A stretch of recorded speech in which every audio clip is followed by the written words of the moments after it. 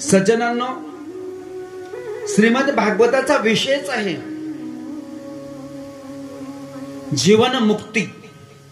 विदेह मुक्ती नाही बरं का, जीवन मुक्ती. मुक्तीचे प्रकार दोन. किती? मुक्ती, नुक्तीचे नाही बरं का. नुक्ती म्हणजे बुंदी. मुक्तीचे प्रकार दोन. कैवल्य मुक्ती म्हणतात म्हणजे जीवन मुक्ती, आणि एक विधेय मुक्ती. विधेय मुक्ती बऱ्याचशा लोकांना, नीट जर तुम्ही ऐकत असाल तर बऱ्याचशा लोकांना पारमार्थिक साधना केल्याच्या नंतर विधेय मुक्ती प्राप्त होते. विधेय मुक्ती म्हणजे काय? ब्रह्मज्ञान प्राप्त झाल्याच्या नंतर देहाची शुद्ध नसणे किंवा असलेही तर देहासंदर्भात जास्त आसक्ती नसणे, याला विधेय मुक्ती म्हणतात. आणि हे विधेय मुक्ती राजा जनकाला सुद्धा प्राप्त झालेली होती. भागवत कथा किंवा सत्संग करता करता कोणीतरी सांगितलं की जनक महाराज, अहो तुमच्या राज्यात आग लागली म्हणे. लागू दे, लागणारच, मी काय करणार त्याला, बघतील कोणतरी, मी कथा श्रवण करतो. थोड्या वेळाने एक सेवक आला, अहो तुमच्या राजवाड्याला आग लागली. लागू दे, आता काय, मी काय वाचवणार आहे तिथे जाऊन. मी भगवंताशी माझी नाळ जोडलेली, मी कथा श्रवण करतोय.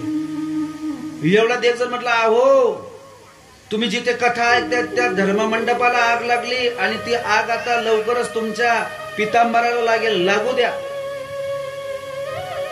जसं कबीर महाराज बोलले होते, कुत्ता जाने और चमडा जाने, कुत्र चावल्यावर सुद्धा. म्हणजे स्वतःच्या देहाबद्दलची सुद्धा आसक्ती नाही, याला विधेय मुक्ती म्हणतात. पण विधेय मुक्ती प्राप्त झाल्यावरही काही काही लोकांनी परमार्थ हा सोडलेला नसतो आणि सोडायचा नसतो. आता नीट लक्ष द्या. हे बघा, बऱ्याच ठिकाणी असं आहे की साध्य प्राप्त झाल्याच्या नंतर साधन हे सोडून द्यायचं असतं. पण विधेय मुक्तीमध्ये मुक्ती प्राप्त झाल्यावरही साधन सोडायचं नसतं, कारण की जीवन मुक्तीपर्यंत पोहोचायचं असतं. विधेय मुक्ती वेगळी. साधन साध्याचा विचार आपण करू. बऱ्याच ठिकाणी काय होतं की साध्य प्राप्त झाले की साधन सोडायचं असतं. उदाहरणार्थ, तुम्हाला इथून धुळ्याला जायचंय. धुळ्याला जाण्यासाठी तुम्ही साधक आहात. साधन एसटी आहे, बसमध्ये तुम्ही बसलात आणि साध्य धुळे आहे. साध्य काय आहे? धुळे आहे. मला सांगा, त्या साधनाचा अवलंबन, त्या साधनाशी तुमची प्रीत कुठपर्यंत? धुळे येईपर्यंत.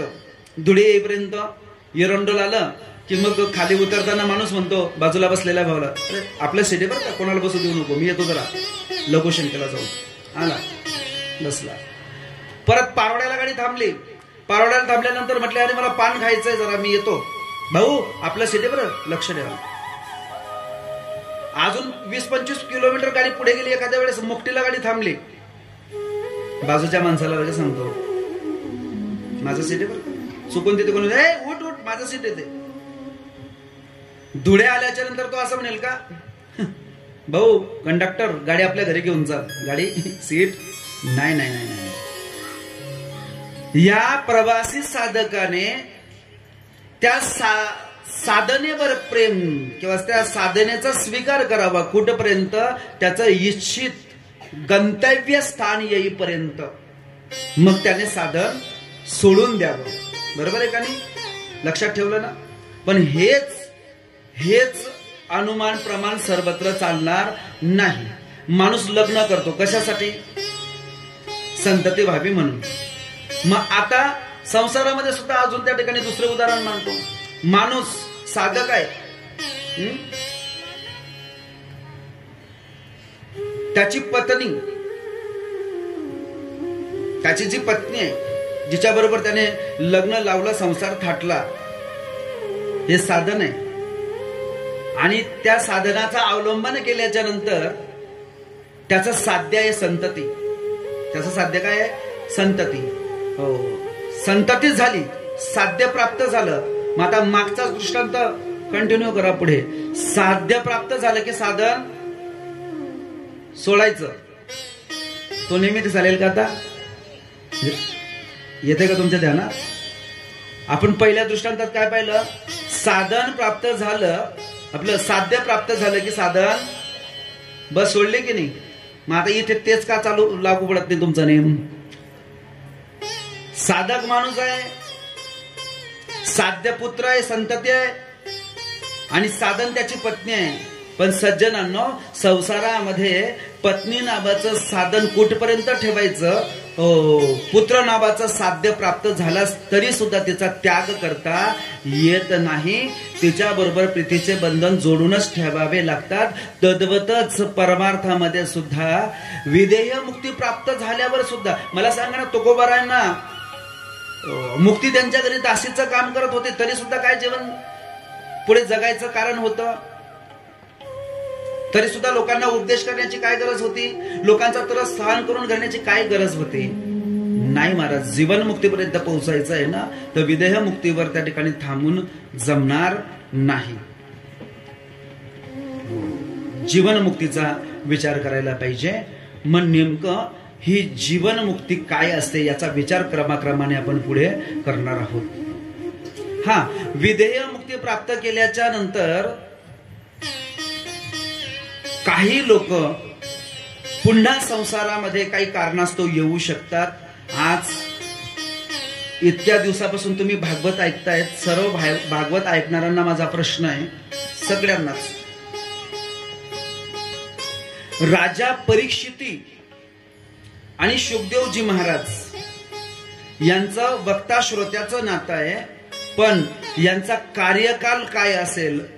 शुकदेवजी महाराज यांचं काय वय असेल भागवत सांगत असताना, आणि परीक्षिती महाराजांचं काय वय असेल? आता काही काही लोक सांगतात की शुकदेवजी महाराज फक्त 18 वर्षाचे होते. पण आज मोठी हिम्मत करून सांगतोय, माझे जे शूटिंग होते ती युट्यूबला सुद्धा मी टाकत आहे. पण माझ्याकडे बरेचसे पुरावे अभ्यासपूर्वक मी बोलतोय. सज्जनांनो, परीक्षितीला जन्माला यायच्या अगोदर किंवा परीक्षितीच्या जन्माच्या अगोदर 96 वर्षापूर्वी, परीक्षितीच्या जन्माला यायच्या अगोदर 96 वर्षापूर्वी शुकदेवजी महाराज हे परमपदाला जाऊन बसलेले होते. त्यांचा मृत्यू नाही झालेला बरं का. दिव्य अशा शुक्र ताऱ्यावर आज सुद्धा ते जाऊन बसलेले आहेत. विधेय मुक्ती त्यांनी प्राप्त केलेली होती. त्यांना समाजाशी काही एक घेणं देणं न होतं. आकाशामध्ये एका ताऱ्याच्या ठिकाणी ते जाऊन बसलेले आहेत. तब्बल तिथे उंच आकाशात स्थिर झाल्याच्या नंतर 96 वर्ष लोटले, आणि 96 वर्ष लोटल्याच्या नंतर मग परीक्षितीला शाप मिळाला. आणि शाप मिळाल्याच्या नंतर त्याला 7 दिवसातून मुक्ती कोण मिळवून देणार? आणि मग नारदाच्या सांगण्यावरून, आता नारद तिन्ही लोकांमध्ये फिरतात, नारद तिथेही जाऊन आले. तुम्हाला काही माहिती पडलं का? यावंच लागेल. आणि तब्बल विधेय मुक्ती अवस्था प्राप्त केल्यावरही जीवन मुक्ती मिळवून देण्यासाठी आपलं पद सोडलं आणि भागवत सांगायला आले. बरं, आता हे मी जे तुम्हाला सर्व सांगितलं, मग हे कुठे आहे? तर तुमच्या स्मरणात राहू द्या. आणि कधीतरी महाभारताच्या शांती पर्वाच्या 229 अध्यायापासून 329, माफ करा, शांती पर्व महाभारताचं, शांती पर्व लिहिलं मावशी. शांती पर्वामध्ये अध्याय क्रमांक बघा 329 ते 332. इथून हे सगळे अध्याय वाचून काढा. या सर्व अध्यायांमध्ये दिलेलं आहे की महाराज शुकदेवजी हे राजा परीक्षितीच्या अगोदर 96 वर्षापूर्वीच जीवनमुक्तीला प्राप्त झाले होते. गोपाल कृष्ण भगवान काय इतकं सूक्ष्म जर सांगायला लागलं, बाकीचं म्हणतात आमच्या डोक्यावरून जातं, फक्त कथा कथा सांगा. हो, हे पुराव्यासह आहे. चला, मग काय असेल जीवनमुक्ती? तर त्या जीवनमुक्तीविषयी सुद्धा भरपूर या ठिकाणी कथा सांगण्यात आलेल्या आहेत. त्या क्रमाक्रमाने आपण पाहणार आहोत. सज्जनांनो,